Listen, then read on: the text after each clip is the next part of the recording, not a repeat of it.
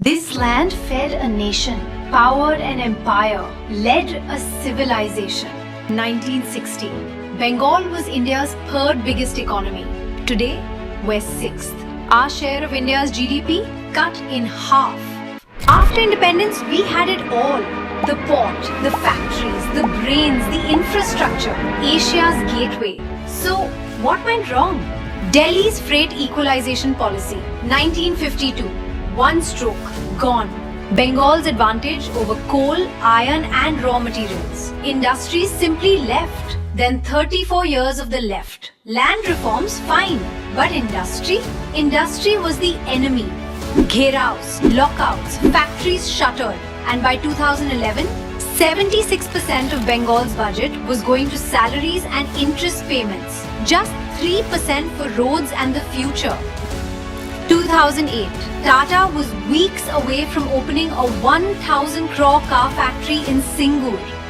Political agitation killed it. Tata packed up, went to Gujarat and never came back. Britannia, born in Kolkata, shut its last factory here in 2024. NCRB data, Bengal, one of the highest political murder rates in India. 20 political killings a year. 51 violent crimes per lakh people. Same 60 years. Gujarat built a global investment powerhouse. Tamil Nadu became Asia's auto capital. Karnataka became India's Silicon Valley. UP became the country's second largest state economy.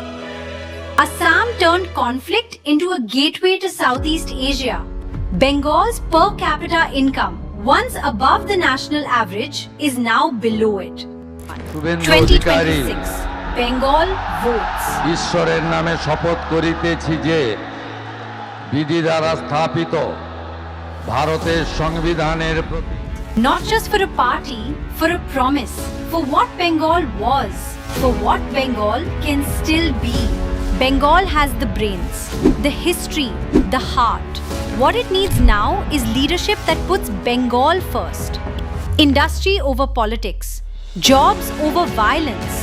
Sonar Bangla, Golden Bengal isn't a myth, it's a destiny we haven't claimed yet. Invest congratulates the newly elected government and believes in the golden future of Bengal.